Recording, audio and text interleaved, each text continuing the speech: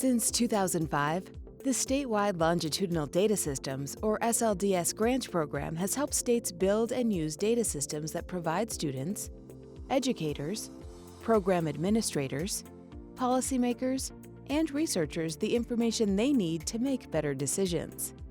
We've got folks from education departments, economics departments, sort of a nice spectrum of different folks that see value in the data that we're providing, and we're excited to see them get excited about it. State leaders can use SLDS data to better serve students and workers by evaluating education and training programs and improving the alignment of education pathways and workforce opportunities.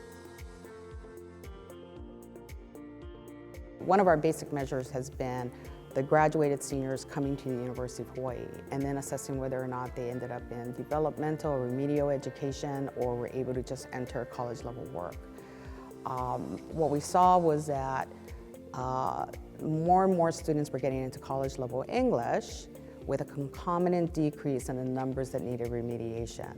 But for math, it was the same numbers all the way across the board and continued year over year. So the faculty from both the post-secondary and the high schools got together, developed what they called a transition course, and we began monitoring those outcomes over time. And it shows that the students are doing very well if they have this supplemental or remedial instruction, although I would say it's not remedial if it's done chronologically at the right moment in time.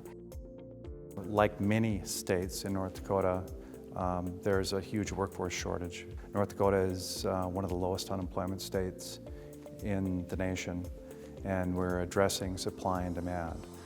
With the supply and demand, we're working with SIP and SOC codes. We're working with the colleges, the universities, and our workforce development programs. We're developing online, publicly available reports on the supply in North Dakota for occupations, as well as the degrees and certificates of enrolled students that are capable of filling those positions.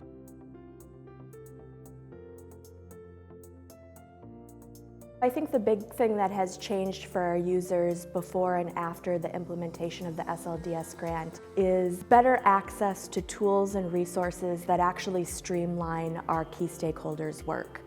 On the early learning side, our counties and districts have to complete needs assessments, and we've received feedback that those processes are much more streamlined now that they have access to the data and can use it very quickly.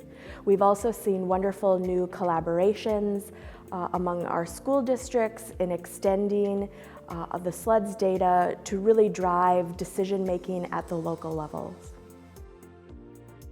The one example that does come to mind are a group of economics professors that used our data, and they actually did a comparative case study with other states, and they looked at the requirements for financial education, financial literacy, and those types of things. What they were able to find was that students that were in states that required some financial training and financial literacy actually did better in terms of making decisions about taking on student debt.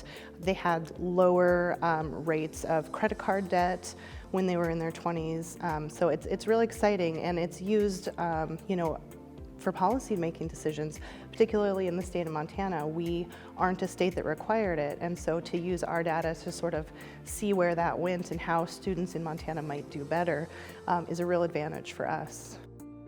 For more information, check out these resources.